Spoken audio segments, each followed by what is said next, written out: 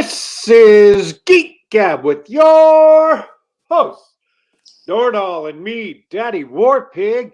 We are back. Geek Gab for Saturday, March 12th, 2022.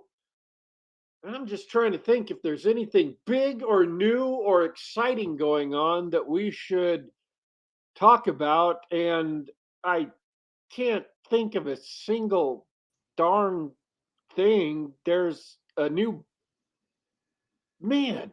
I just found out this week that there was like several movies that should have been big and new and exciting that just slipped right past. I mean, they'd come, they went into theaters, and they were gone, and they disappeared with hardly a blip. I blinked and I missed them, and nobody's talking about them anymore. Like big movies that would normally be like landmark events that were so crappy and so modern that nobody talks about them. Like there was a new James Bond. Do you even remember that? Oh, thank you for reminding me. You know, I've only seen one James Bond film and I regretted it. Really? Which one did you see? Skyfall. I've never been a James Bond guy. The whole phenomenon missed me. Just passed You me by. didn't like Skyfall? It was not good. That's not where you start. What can I say? They had the whole point of the movie was the action set piece at the end at the old manor, and none of the rest of the movie made sense. None of the villains made sense. The only thing that mattered was, okay, thank you for sitting through this. We're here. We're at the big set piece. Please enjoy this scene to finish the movie. I hope you enjoyed it. And I kind of did. See, I thought Skyfall was one of the best of the Daniel Craig Bonds. But anyways, what is it? No Time to Die. I can't even remember the name. No Spy for Tomorrow, something like that. Yeah. Yeah, it came and it went and it's gone, and like they've got a new Batman, and to be fair, a lot of people are posting on my timeline that it's a really good movie. I haven't seen it. We've had so many guests that I haven't had to review anything, so I haven't gone and seen it, but I'm not real interested in seeing it. There's nothing but garbage coming onto the TV. Maybe we're just getting old. I can't even remember all the movies that I was going to mention that people forgot. Is that like a meta thing? I don't know. Not being able to remember the movies that we forgot, that's totally like meta, right? I'm using that word right. I believe so. I think Zuckerberg owns it now, though, right? Or at least he says he does. In fact, I just got an email. We've got to pay the royalties on it as soon as the show's over. That's what they're using the deep AI technology for, the language processing and AI. They're just trolling live streams in real time for copyright violations, so that they can sue for licensing fees and whatnot. Never mind that they don't actually own it yet, but they say they do. Yeah. The new. How do you make a company? How do you make a company name or a product name out of something that was sort of in the vernacular? What is it? 15 years ago? I mean, Meta's not that young, not as young as the people of Reddit would have you believe. They just have lawyers. The lawyers. New Pixar movie, the Groomer Pixar movie, is in the theaters, so that's awesome. I've been hanging around with the wrong people on the internet, so that term's entered into my vocabulary now. That's just great. Really. The what term? Groomer. Like Hans Gruber, played by Alan Rickman? Not Gruber, Groomer with an M. It sounds like Hans Gruber. Hans Gruber. All right, so tell me about the Gruber. What's the significance there? It's Red, the Pixar movie. It sexualizes children. Groomer. As an adult who grooms children. Good grief. I don't know what you're talking about, Daddy Warpig. That was not in Die Hard at all. I don't remember that part. That is true. It wasn't in Die Hard. Because Die Hard was a good movie. What's the connection with Hans Gruber? I'm still not getting the connection. Yeah. Have we worn out the shtick yet? I'm trying to see. See, your problem is I'm holding this discussion with one half of my brain, and I'm still beating you. I'm actually looking at Rotten Tomatoes to find a couple of other movies that, like, I remember thinking, hey, that came and went, and that should have been like a thing. Like, if they had made it 20 years ago and done a good job, that would have been a huge thing. People would be talking about that and loving that forever. I mean, people are making fun of Bruce Willis because, speaking of Die Hard, they're making fun of Bruce Willis because they're remaking Firestarter? Why? Why? Because all Bruce Willis has made for like the last 3 or 4 years are these so utterly terrible movies, just absolutely horrifically bad movies. They're not even straight to video, they're straight to streaming. They just exist to buff up the movie list on streaming to make it look like streaming services have more movies than they actually really do. And he gets paid like $2 million a piece for these movies, and they're terrible. And they're making fun of him because that's all he's doing is these really, really crappy movies. And my comment on this is, yes, Bruce Willis is making these really, really crappy movies that will be absolutely forgotten even as they're being released into theaters. But let me ask you a question. How is that any different from the new James Bond? You got me. Seriously. One's a franchise. How is that any different from all of these movies that we have already forgotten? They're crappy. They're terrible. They already forgotten as soon as they get into the theaters. It's no different. He's just, showing up for literally like 2 days of shooting, and he's out, and then they shoot the rest of the movie around him. He's not even there to interact with the other actors. They use body doubles and shoot from behind when the other actors are present. He's just there, and they shoot his parts all by himself. That's a great way to save money. It's kind of sad.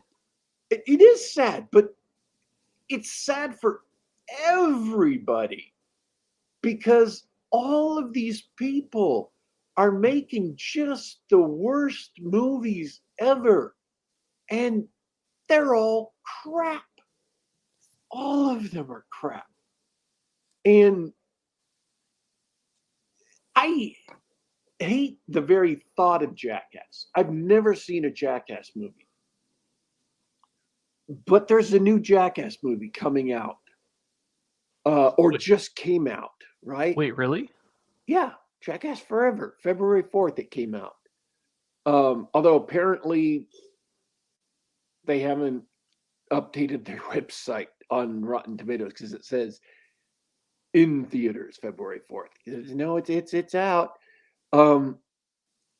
But I guarantee you there is more fun, more joy, more creative impulse that went into Jackass than is going into any of these other,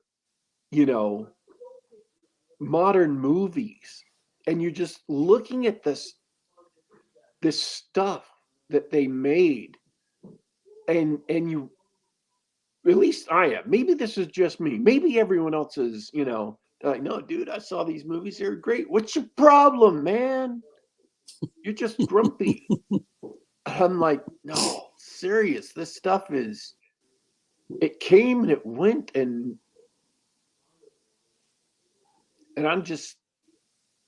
I'm baffled, absolutely baffled. Have you guys ever seen what was that movie with or the TV show that Mark Wahlberg produced, Entourage? You ever seen Entourage? My sister tried to get me to watch it, but I never have. Okay, there's a guy. Entourage is really loosely based on Mark Wahlberg's experience in Hollywood. So all the characters in Entourage are loosely based on real people in Mark Wahlberg's life.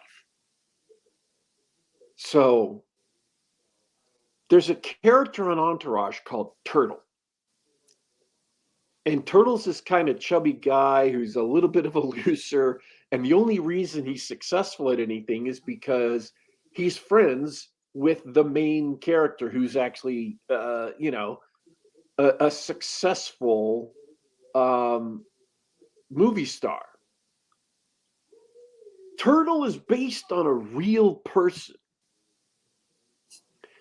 And this real person is the guy who makes all these crappy movies with Bruce Willis.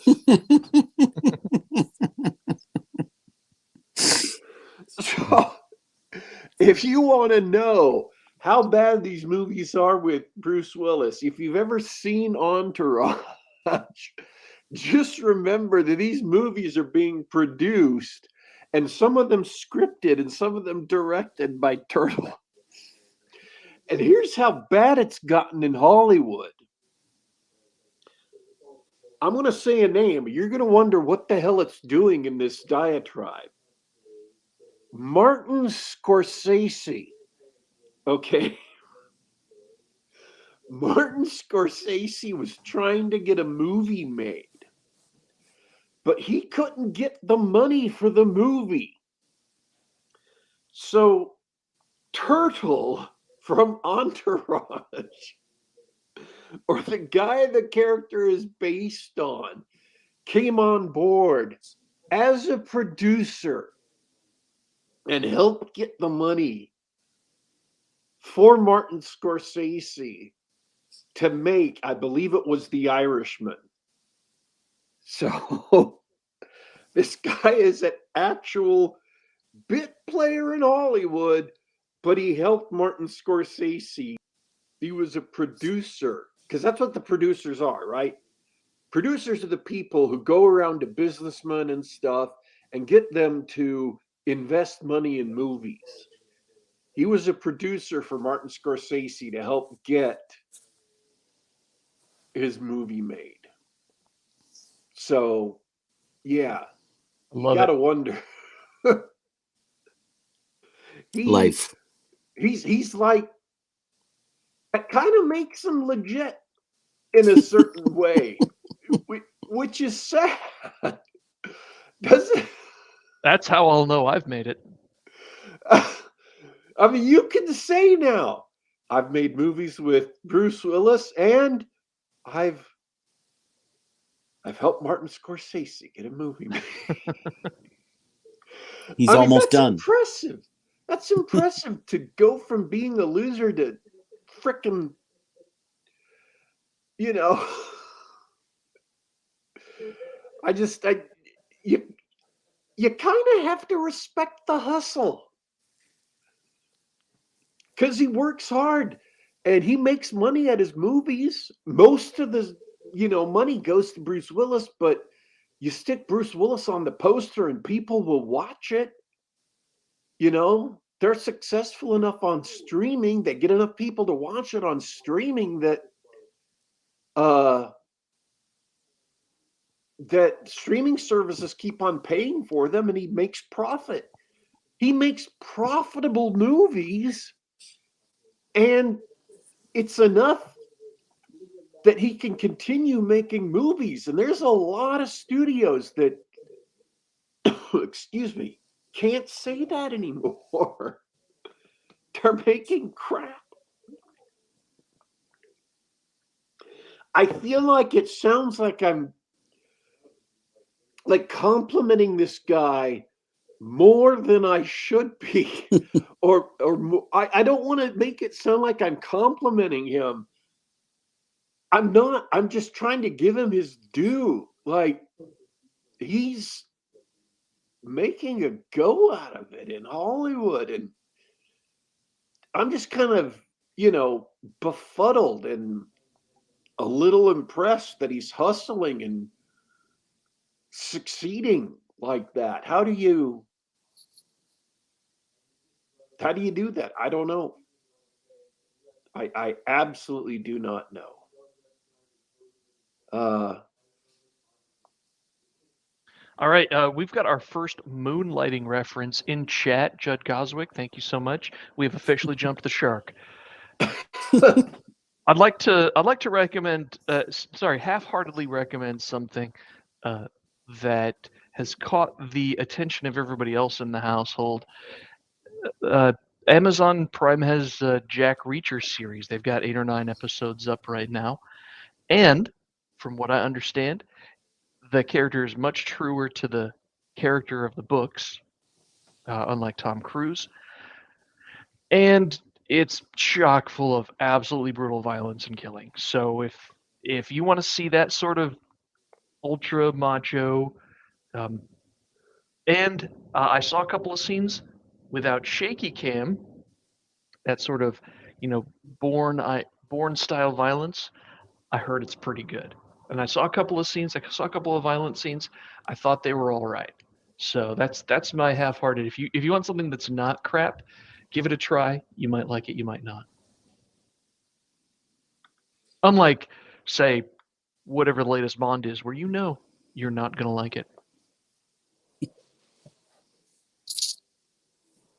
That's all I got in my life this week. I planted some trees and life is good, except for at work when I made a couple of mistakes. And long story short, I've got 2 barely usable laptops in front of me. I But uh, yeah. I sat down and joined the Trollopolis campaign for the first time this week, so that was cool. Oh, tell me about it. What'd you do? So, yeah, actually, I had a huge impact in the first session completely by accident. We were wandering off on a road to a dungeon to go do dungeoneering. And I thought, cool, we'll do dungeoneering. That's great. And we passed by a group of clerics off to establish a village. This domain level play, right? The domain player of this area was going to go settle a place and set up a little village. And he had a patriarch, an 8th level cleric, and his entourage, and a bunch of villagers and soldiers. And we were just wandering by, and all the other players were just going to, let him pass and not do anything. And I thought, wait a second, this is an opportunity, because we didn't have a cleric in the party. So I went up to the patriarch and I said, hey, we're going to this dungeon and there's evil and it's scourging the land. And, would you, maybe just pass along the word to some people? And if there's anybody who wants to come and help us smite evil in the church, um, you know, they can come and join us, and we'd be more than happy to have them along. My character has a 12 charisma, so in AD&D that's nothing. You don't get any bonuses for charisma until it's like up to 15. It's very, very different from 3rd edition. And so the DM rolled a reaction check, and he went over the patriarch, the 8th level cleric, and talked to one of his 4 2nd level clerics, and then he rolled a reaction check for the 2nd level cleric, and he rolled a 00, which is 100. Which Yes. is the absolute best reaction check you can get. And so the 2nd level cleric, the adept, was so excited about this idea of going adventuring and so happy I had asked him. He came running over to the party immediately and just joined us right away. So this party of 6 first level adventurers suddenly had a 2nd level cleric along. We didn't need his healing at all that entire adventure, because the only 2 characters who got hurt were instantly killed by poison. Oh, no.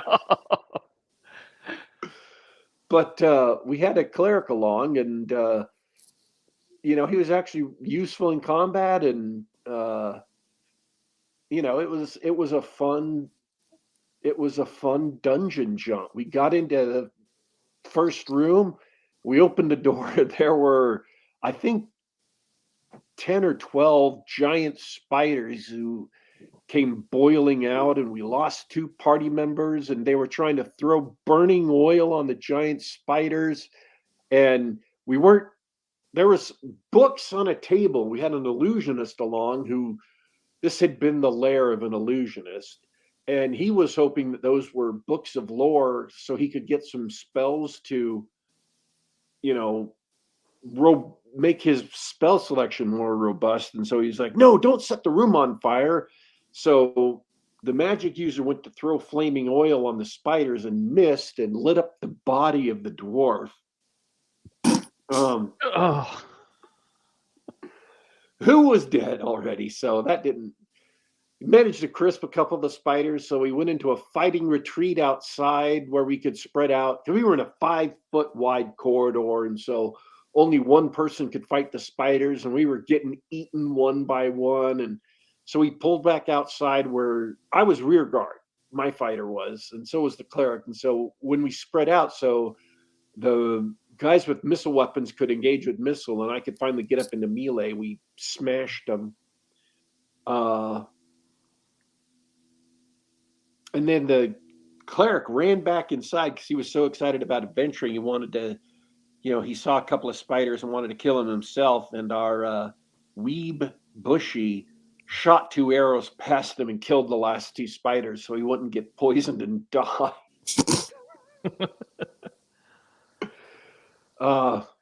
So yeah, it was a fun little adventure. We got one room into the dungeon before having to retreat. And then on our way back, we ran into a huge crowd of trollops. And we led them back to the patron level city that we had started from, because we could get paid for emancipating slaves, and also that city was had 200 dervishes who are all male, and we could get a finder's fee for bringing in women to settle the area to provide wives for the dervishes. So never let a good trollop go to waste. No, I always so say.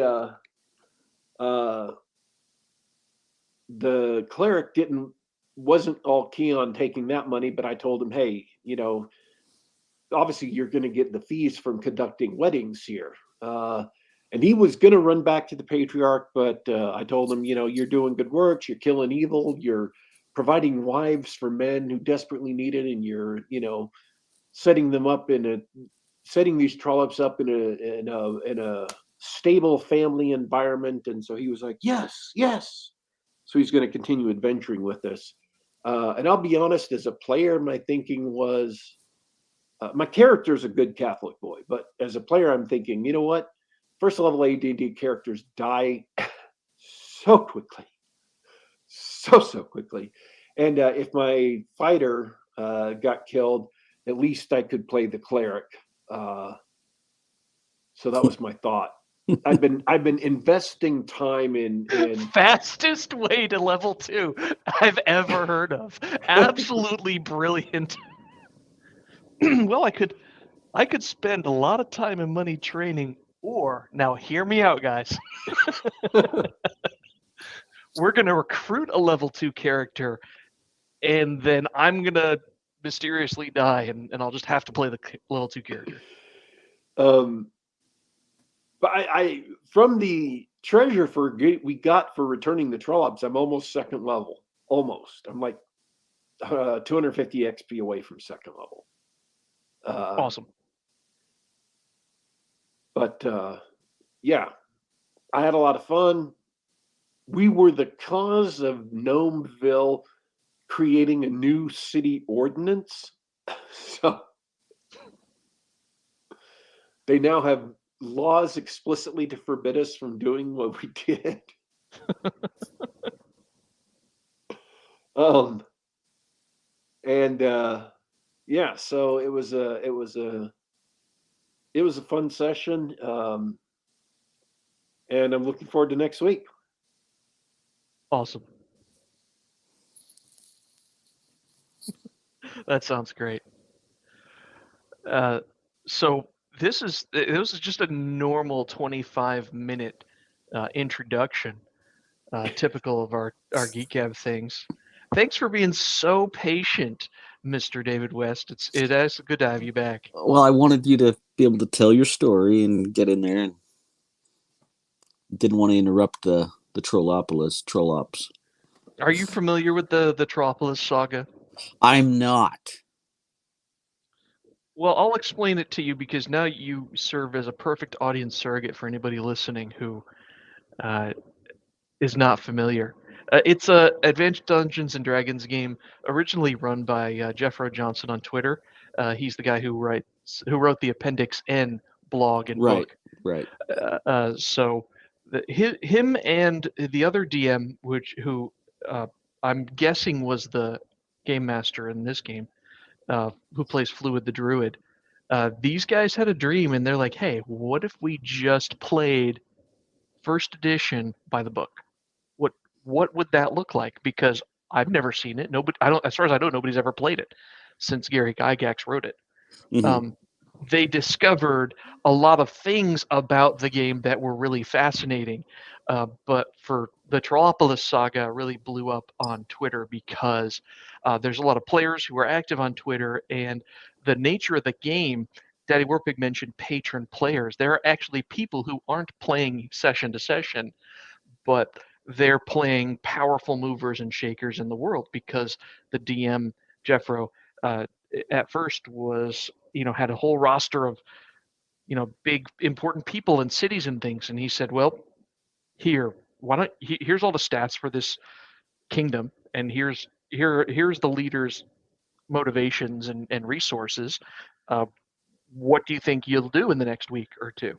Right. And so it turned from a game that sort of had a weekly session with some downtime activity to a always on nonstop real time game. And they did it all basically through Twitter DMs and emails. And they were doing things like other patron players were just playing without the DM. They were meeting up and talking and planning strategy and plotting against each other. So that's the milieu under which in which Daddy Warpig was thrust. And so yeah, when he said, "Oh, we sent a message to this guy," not only did he recruit the cleric, but I'm sure that the player who controlled that army of clerics was notified. Oh, by the way, you lost one cleric, but you got this message, right? Hmm. It's hilarious. It's fascinating. If you're still on Twitter, I'm off Twitter. I'm done with that noise. But if you're on Twitter, follow hashtag BroSR or hashtag Trollopolis, or just find Okay, Jeffro's I've account. seen that, but I didn't realize what it was. The BroSR is a community that formed around that idea because, and I'm not doing it justice because that'll take another 20 minutes, but the things they discovered about that game, they found an extremely fun and satisfying game. It's a great way to play, and so they're just having fun spreading the word on Twitter. It's oddly satisfying to read as someone who's been playing RPGs since the 90s. Cool. Yeah, I'd seen that, but I wasn't aware that it was this ongoing online game. It's crazy, absolutely crazy. I played a patron for a couple of months. I stopped playing when I get distracted with home life, but it's great. It's super fun. That said, I'm not good at the. I said in the green room, I was like, I'm not introducing nothing today. I'm not introducing nothing. You've been on the show before. It's good to have you back. Could you tell everybody what you're about? I'm David J. West. I write weird westerns and sword and sorcery. I have to get the stories in my head out onto paper and share them so that they can get out of my head. It's like if I don't do something with them, they're gonna just keep talking to me. So keep writing, keep putting stuff out there. I attempt to do pulp speed, but I'm probably more like a low key half pulp speed author. Always pushing out weird westerns, sword and sorcery, just the stuff that I want to read. That's what I enjoy, and I like that there's that Twitter group out there that likes what I do. You have your own Twitter feed of Weird West fans? Oh yeah, there's always people out there that are into that, and I got a new cover from my artist this weekend, and I had to share it, and that blew up everywhere because of it was like, wow, he's outdone himself for Bury Me Not on the Loathsome Prairie. Is that what it's called? Do you have a link? I would love to show this. I would love to see this cover and show it on stream. I don't know how to do that on stream. I'm so tech unsavvy. Oh, no big deal. What was the title of it? Bury Me Not on the Lonesome Prairie. Bury Me Not on the Lonesome Prairie. Well, I'll tell you what. I'm gonna search for that. Daddy Warpig's probably already looking for it. I want to show. I think you're the one before that. You Only Hang Once. Is that your latest? That's the one I'm trying to finish up. That's going to be out the end of this month. So it's almost done, and I've pulled back the pre-order a couple of times because I wasn't ready. It's been a hectic year for me, but it should be out the end of this month, and I'm pretty excited for that one. It's a very, very spaghetti westernish one with just a little bit of weirdness involved. It's a lot of fun. I love it. I'm gonna try and find the. There we go. Find the Amazon thing for anybody watching on YouTube. This is I love this cover. I can see if I could try to zoom in on it. If I didn't know you did the Weird West stuff. So when I saw this cover, I was like, "Oh, is this what David West is up to these days? This is amazing." Yeah, I tend to do mostly the Weird West under my name, and then all the sword and sorceries under James Alderdice because I'm trying to coax the Amazon algorithms. It's like when you have a superstar name, you can write anything, but in the meantime, a lot of people are like, "Oh, I'm not reading fantasy. I'm sticking with this," and other people that are reading fantasy don't want to read anything with cowboys, and I like it all from a pulp aesthetic. So that's why I said, well, I'm going to attempt the pen name, and the pen name worked. So not a secret. I use the same picture everywhere, same bio. I'll even say, James Alderdice, aka David J. West, but it's just for Amazon's sake because that's where 95% of my sales are is Amazon. So do that just for marketing. Yeah, that makes sense. And you said that it worked. So do you have a lot of people that? Well, because we've been talking to a lot of indie authors, and this is funny that we're starting here, but we talk about a lot of indie authors, and I've been asking them, okay, so and everybody's got multiple ideas like you do. So what kind of readers do you have? How many readers that are like David West readers versus Alderdice readers versus how many people are in it just for the particular there's series? definitely some crossover for both because I feel like if you like Robert E. Howard would write Conan and then he'd write weird westerns, and a lot of people like both of those. But sometimes the bigger markets, people like to stick to their genre, so that's why I did it. But there's some crossover. But if you look at David West, the other people that bought other authors is going to be a little bit different than James Alderdice. It'll be a little bit different, and Cool. it just shows me that there's some crossover, but not complete crossover. And it's just a way to diversify while still doing what I like to do, right? I love what Nick Cole said about write the junk you want to read, and that's what I do. Awesome. All right, so well, I have to ask about this series then, the one that you're trying to finish up, because well, actually, I'm not a Weird West guy. That's Daddy Warpig's wheelhouse there. But I am curious. That's why I mentioned the covers, because the covers make me go, okay, I need to know more about this series. So tell me about the Dark Trail Saga. Like, what are you working on? It's all fictitious stuff based on Porter Rockwell. Porter Rockwell was a real guy, Mormon local hero, who's a local hero because he was told that if he never cut his hair, no bullet or blade could touch him. So we've got a Superman thing going on with a guy who can't be shot or stabbed, and yet he's always, he's a lawman, he's a tracker, going after outlaws constantly in the mountains. He lived a very dangerous life, and yet never got shot, never got stabbed. And I have so much fun trying to come up with stories and figuring out what was his kryptonite here. Awesome. How does he get into danger if he can't get shot or stabbed in the Old West, dealing with bandits and everything else? So I have a lot of fun with that, and I try to use a lot of real historical stuff, and then I just play with the what if. There's a skinwalker here, there's the Bear Lake Monster, there's these terrible bandits, and I love the old spaghetti westerns, and so it's got a very good, the bad, and the ugly vibe to it, where I play a little fast and loose with speed and distance sometimes, but have a lot of fun just throwing out danger and having colorful characters. It's a lot of fun to have those weird gunfighter elements and monsters, local legends. I love local legends and just finding out, well, people say that there was a water babies here that would drown people if you got too close. I love playing with that. In fact, I have a friend that just released a book for Beehive State Monsters, and he asked me to do the foreword, and I had a lot of fun with that. And when I read the book, I'm like, oh man, he's got some new stories I hadn't heard yet about a serpent temple in the Henry Mountains. That's coming up.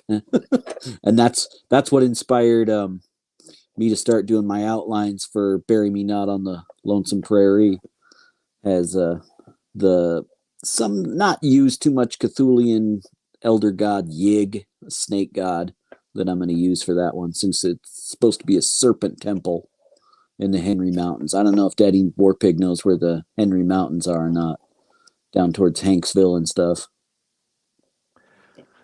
Well, I'd like to know myself. I did live in Utah for maybe 9 years, enough to get involved with this character over here, Daddy Warpig. But I never knew anything about sort of the legends or much of the history. So, what sort of local monsters and legends live in Utah mythology?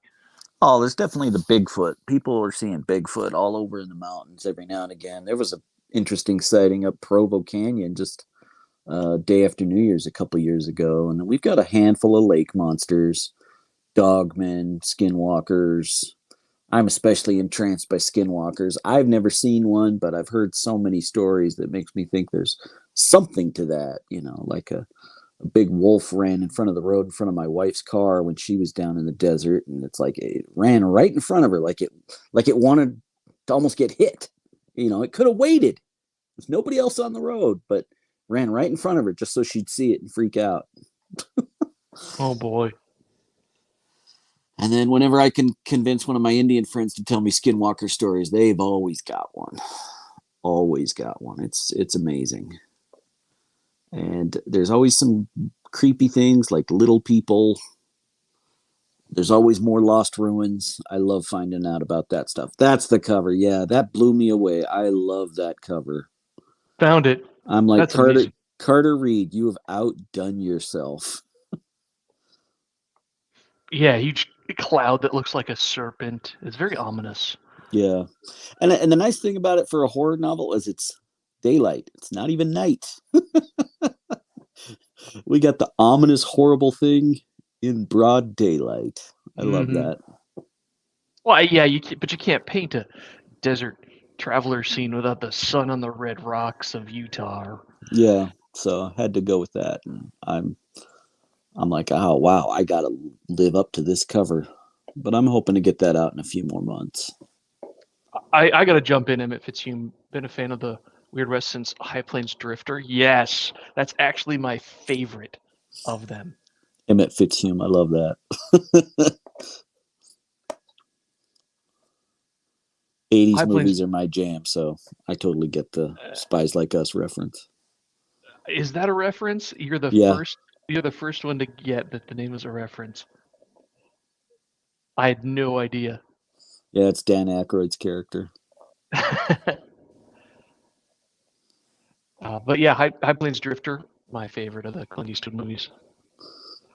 Yeah, I dig those. There's so many good ones, and I like to bring that flavor to my westerns. The stoic, not quite a man with no name, but almost. Comes to town, sets things to right.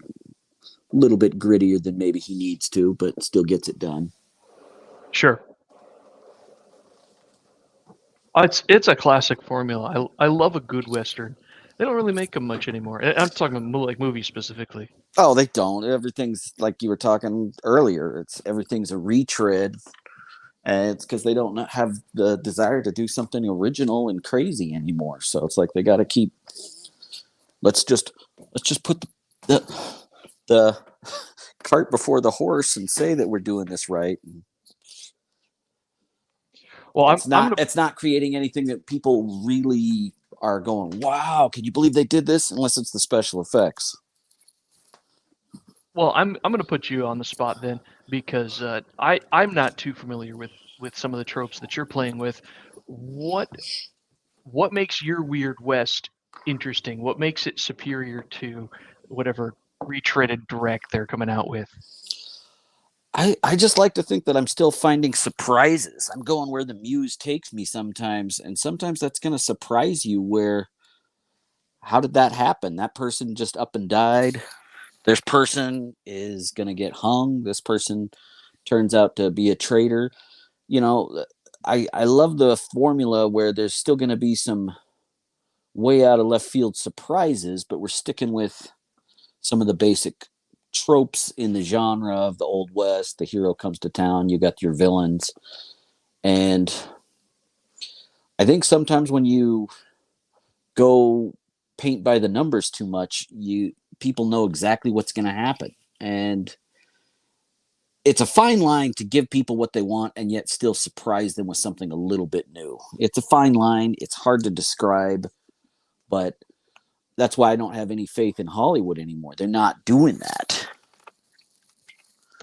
And I think fiction writers, where we're writing the books, we've got a little bit more leeway to come up with something different, to come up with something new.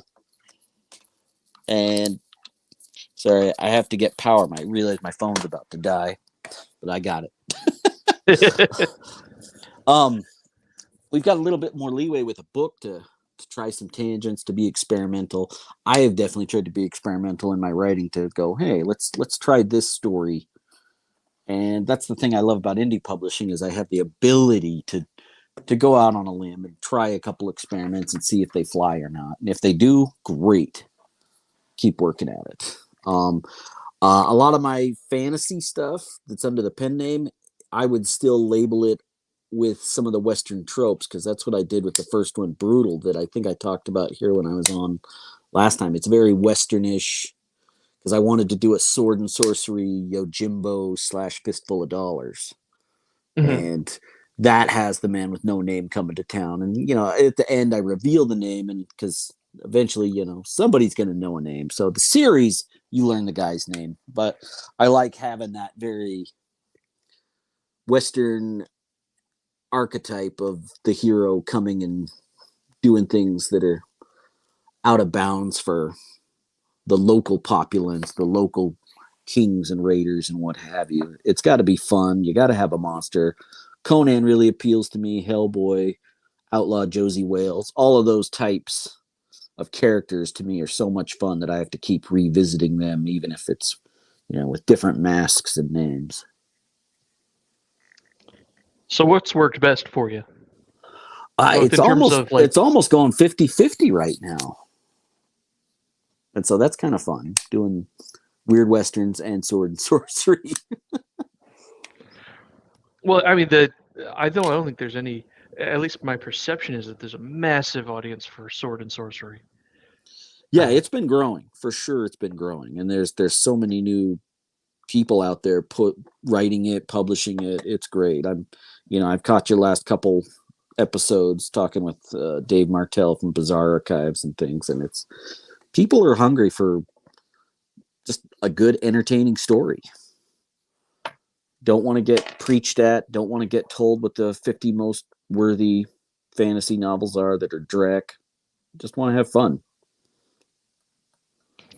Oh, yeah, thanks for bringing up the Biz Archives. Do you ever do any short fiction or anything? I've done a lot of short fiction, so that's if you're looking at my author pages, a lot of those might just be novellas or short stories. So it's just a medium that I like. It's like novels sell better, but I still enjoy shorts so much that I still like writing them, putting them out there, and giving them to outfits like Story Hack and things. I'm just going to stare at this cover for a second. Is it Yeah, mesmerizing? It is. Yeah, I mean, it's the serpent's eyes. I think if you looked at my eyes right now, they'd be little spirals. Don't get me wrong. I don't want people to think that I'm dissing the cover. It's an awesome cover. I am absolutely think it's great. It's just spectacular. I love it. Well, I contracted him because sometimes you have to plan these things out in advance. And the original thing was he was going to have this Cthulian looking face facing down at the cowboy above the town. And I said, you know what? For this one, I think I'm going to use Yig. So can you make it serpent like instead? And he's like, oh yeah, I can do that. Great. And I'm so happy with it. I mean, the thing that really struck me that I really liked about it is it looks like a rattlesnake. Yeah. And I thought, without knowing anything about the book, 'cause I didn't know anything about the book, I thought a monster western with a rattlesnake head floating in the sky above a town. I'm like, that's just sold right there. That's money, baby. That is just awesome. Yeah, because the rattlesnake is such an American icon, so it just sticks with the Western theme. Yeah, exactly. I'm like, oh, sold all over that. So yeah, I was applauding that cover from the moment I saw it. I'm like, giant rattlesnake monster over a city. Yeah, that's the West right there, right there. Yeah, I'm already stacking cash up just seeing that. Because it's a Western thing. It's not just, and so many people, and I don't mean this, this is not a comment on you or your stories. It's so many people who are doing, Neo Cthulhu things. They don't understand. And I don't think we can understand as a society anymore exactly what horror was about pre 1950 or pre 1960, because we live in the world that horror was horrified of. Mm-hmm. Our society is what they were horrified of. Because horror is about what is unnatural. It's about breaking the laws of nature and God, right? And it isn't just about, oh yeah, it's man's insignificance in the cosmos. I'm like, no, that's yes. That's part of Lovecraft, but that's not all of Lovecraft. And these are new thoughts for me. These are the thoughts that are started coming because of the interview you mentioned with the Biz Archives gentleman who came on. It is violations of what is good and natural and right. So it isn't just violating natural laws. It is about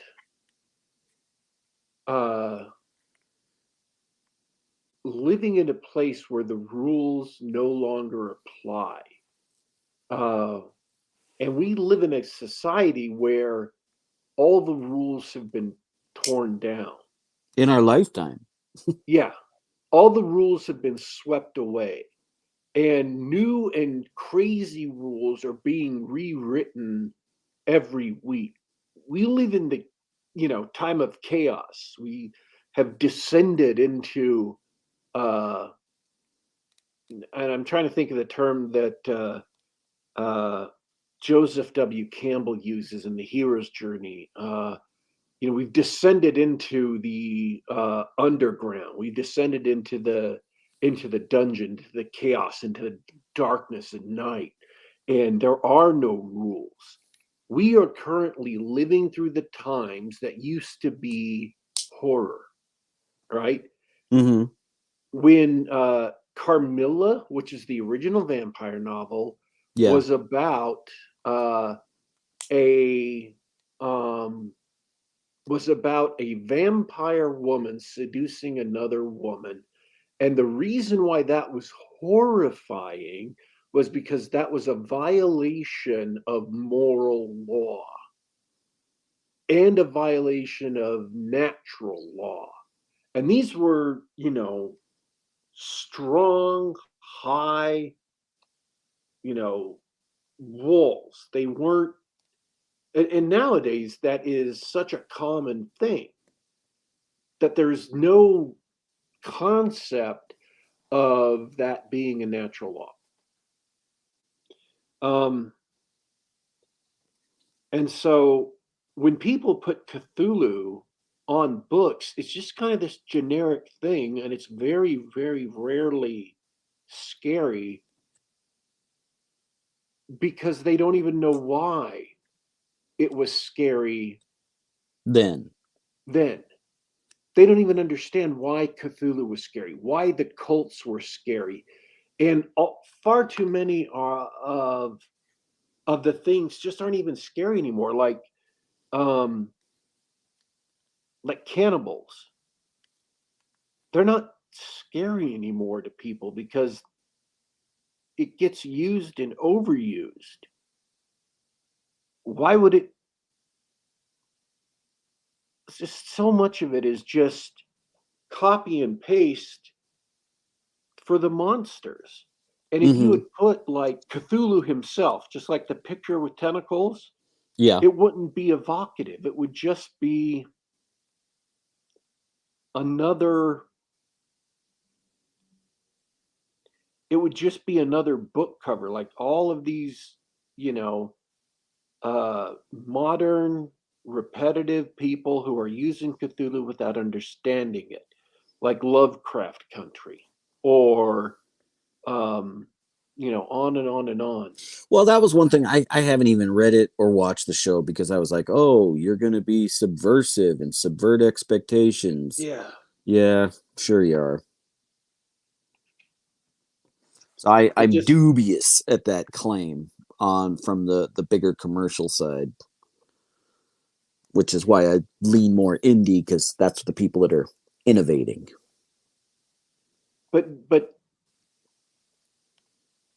but putting a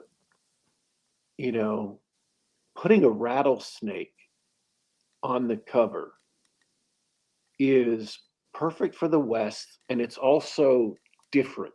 Yeah. It's not repetitive. It's not an image we've seen 1,000 times before. Transgressive. I'm sorry. I hate that word because I hate the concept. It's But the horror, concept and how the context and how it always gets used these days. yeah. But horror is about the notion that there is something out there which is pushing inviolate boundaries and breaking through them in ways that are just not right, in ways that are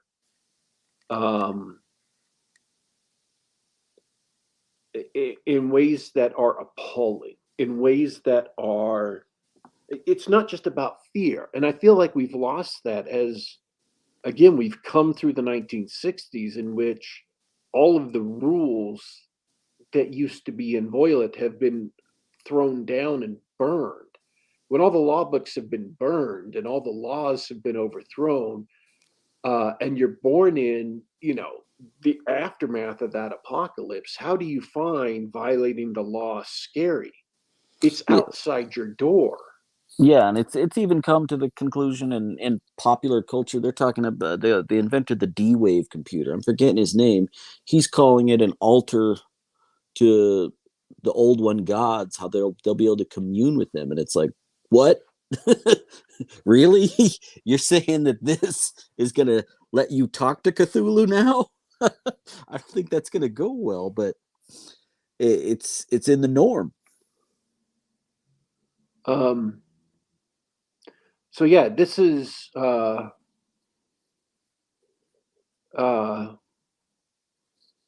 it is refreshing because it's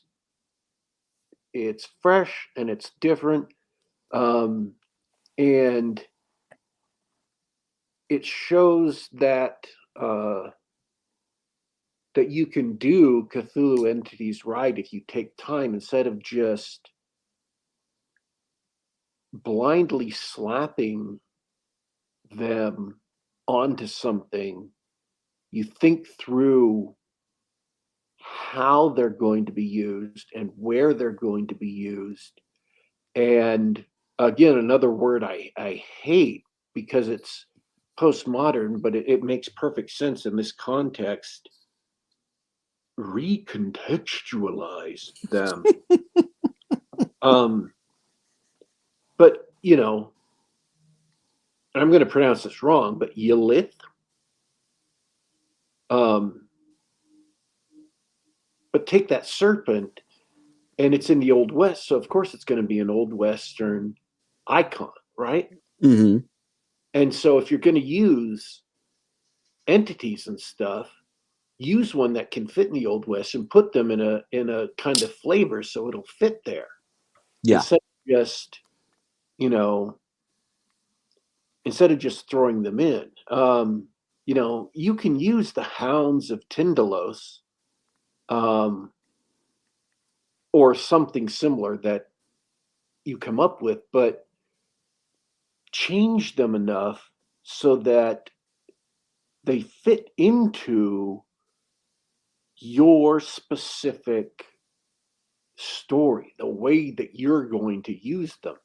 Mm-hmm. It's not about being doctrinaire. See, the entire point of Yog Sotha 3 was that there was no canon, there was no Bible, there was no list of rules that you were supposed to follow. Everyone just borrowed bits and pieces that they liked, and it was all different from author to author and story to story. H.P. Lovecraft was not trying to build a shared universe. He was not trying to build a continuity. He was just writing cool stuff, story to story, and he wasn't trying to make sure each story fit together.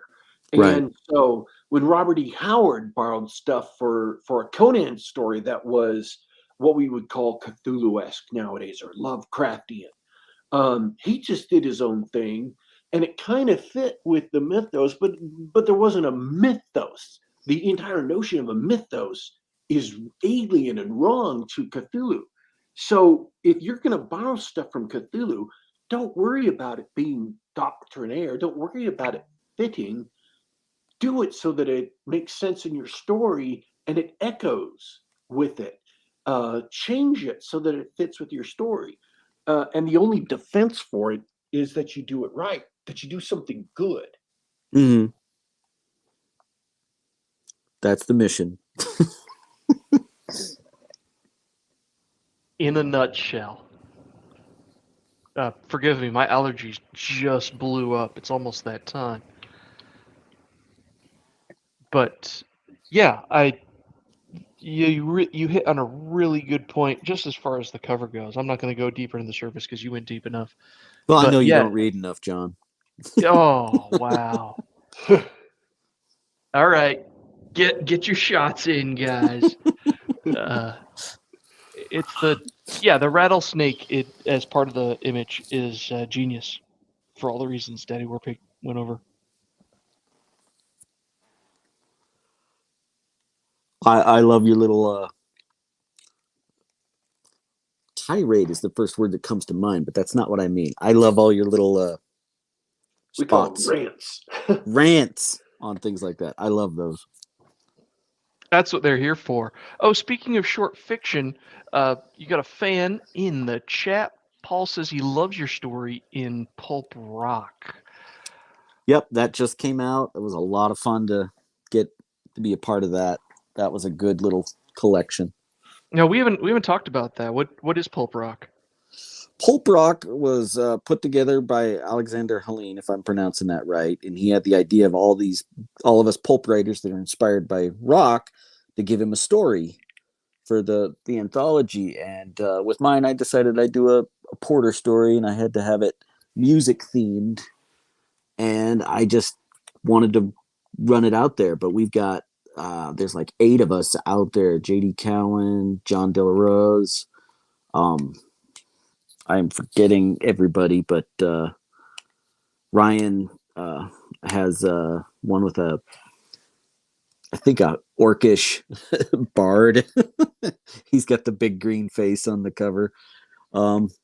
And it's an amazing collection that just came out, and I'm excited to be a part of it because I love that we're still getting these cool anthologies coming out every now and again by people who just love to do that. And I've been thinking I need to put together an anthology one of these days of stuff that I love, because these other ones that my friends are doing are just great. What a cool idea.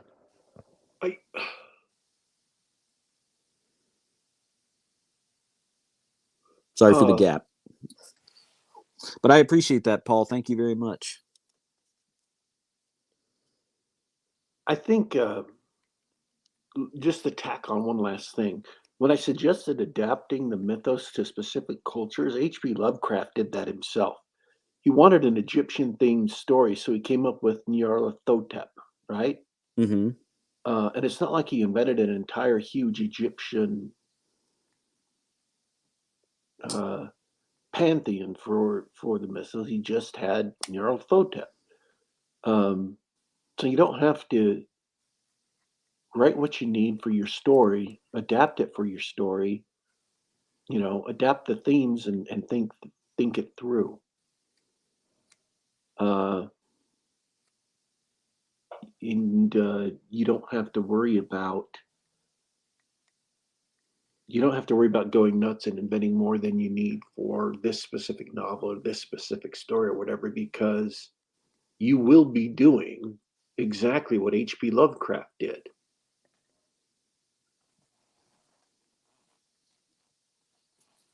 For sure.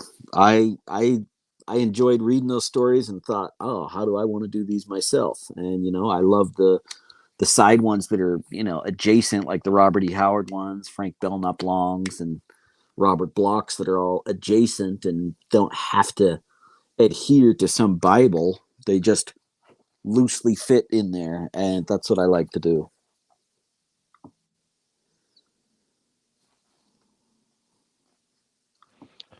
All right. Forgive me, guys. I'm running out of questions because we're running low on time. But I love catching up with you and what you've been doing. David West, it's great to have you back. We have to have you again, but before we wrap this whole thing up, what else do you want to talk about? Any other questions or books or anything you want to bring up? Did we mention the sale? Yeah, I'm doing a big sword and sorcery sale on the Brutal series. So it's like books 1, 2, and the last one that's out so far, 9, are all marked down to 99 cents, just because I'm trying to do a big promotion this weekend, seeing how it goes with first, second, and last. I think I learned about trying to see what happens with selling the last from Brian Niemeyer. I'm like, that's a good idea. I'm going to try that. Let me share that screen if I could for everybody hanging out on YouTube.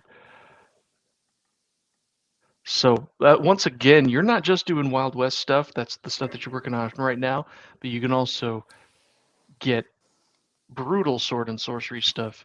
All that's on sale right now. Yep. I love it. I love it when people have so many different interests. They're all just rolling at the same time. Oh yeah, it's a hodgepodge, and it's like, got to focus on this one, then got to go focus on that one, back and forth, and it helps keep things fresh.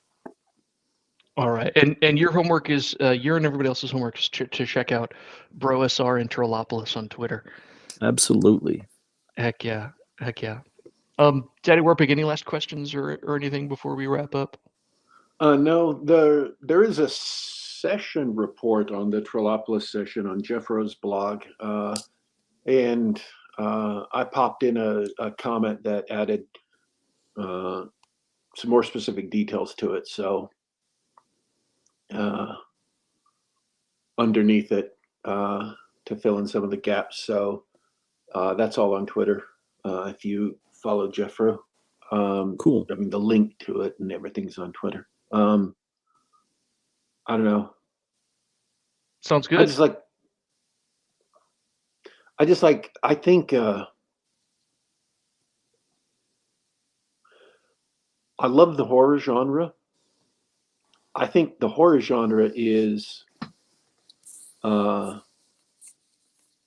dealing with the unnatural and the macabre and the all of that stuff.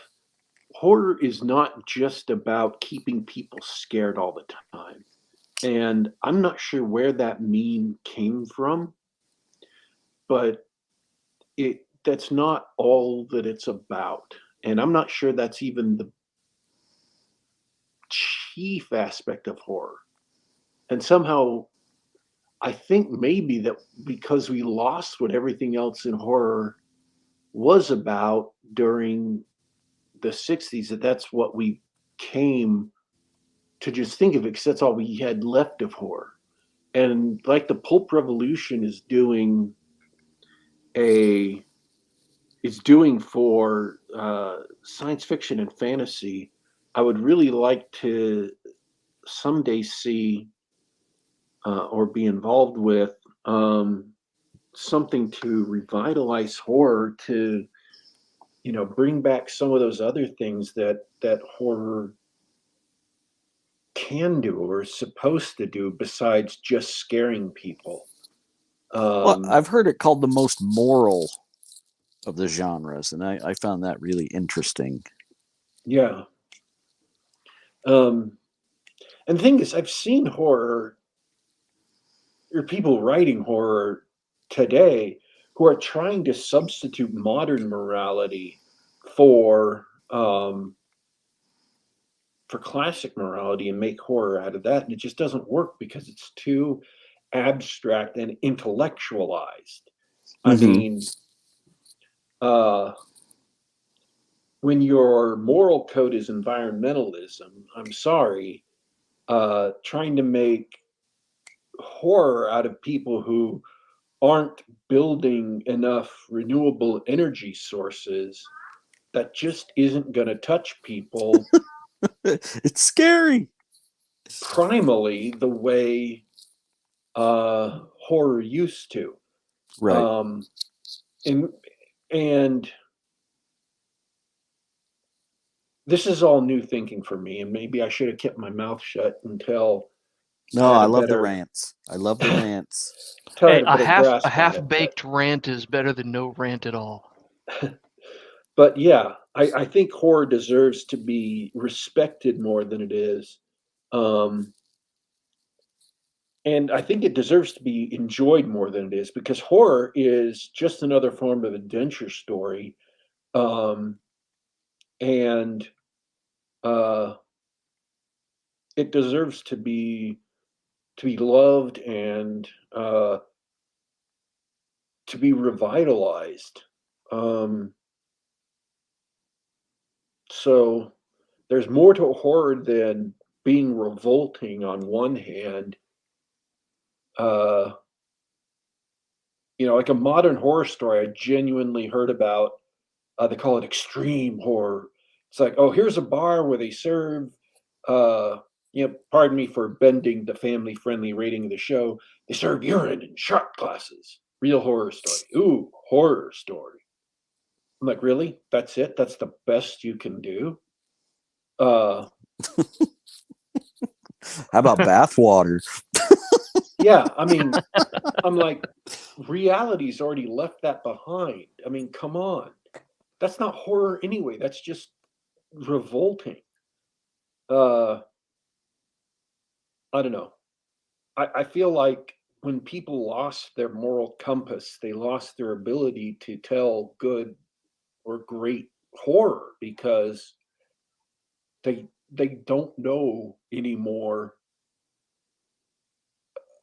a properly formulated moral code is not something artificially imposed on a person. It's something that recognizes at its fundamental core what a person actually is and what is healthy and unhealthy for that person, and codifies those things in a conscious way. So we can say these actions damage you emotionally, mentally, and spiritually. And horror is about what happens when there are entities that live in violation of that, or when people violate that. Mm-hmm. And I'm not saying that's the entirety of it, but that is at its core a large part of what horror is. And so if you don't live a properly constituted moral code, or you've rejected a properly constituted moral code and substituted an artificial one for it, a moral code that doesn't recognize those things or that inverts those things, that says good is evil and evil is good, you can neither understand horror nor can you write horror except through blood and guts and monsters, just the most basic, shallowest parts of it. Cups of And they urine. will. And yeah, when the ultimate truth is, materialism, when your body or your life is the worst thing that you can lose, that makes for pretty shallow horror. So I think a lot of what we have lost is the ability to tap into eternal moving horror, because we have lost contact with moral codes that really do describe, and I'm talking just broadly as a society, not every individual in the society, to describe what people are. So, yeah, I would really love to see a revivified, revitalized horror genre come out of the pulp rev, in addition to, science fiction and fantasy. Mm-hmm. So I think I'm done with my rant for today. Was that 2 or 3? That was awesome. I liked it. Well, I appreciate it. I'm glad we all stuck around for the rant. That's what makes the show extra special, and I mean that sincerely. Once again, I totally appreciate having you on, David West. Awesome to hear how you're doing. I'm glad to hear that you're doing well, coming out with more books every year. And I Thanks. really appreciate the chat. We had a lively discussion. Got a few new fans, I think, in the chat. Love to see you here. I hope see more of you next week, or next time we get together. We're out Sure. next week. And I hope everybody listening later really enjoyed the discussion and the rants, and takes a closer look at your books. But I am done for this week, Daddy War Pig. Take it away. All right. Again, thanks everyone coming. We've had a quite jump in chat today. Everybody's been busy. So if you didn't catch us live, please come and listen later. And youtube.com/Geek Gab. That's youtube.com/Geek Gab. And you can at least check out the chat if you couldn't come and participate. I know there are fans of the show who live in time zones vastly dispersed from what we would consider, live. So they can't listen live, but we do welcome you to come and read through the chat and listen to the show. And if you can't if you want to check out the show on other places, we're available on the Google Play Store, on SoundCloud.com, and on the Apple iTunes Store. Just do a search for Geek Gab. You can subscribe and listen to us on the device of your choice. We are signing out for today, but don't you worry, don't you fret. We will be back.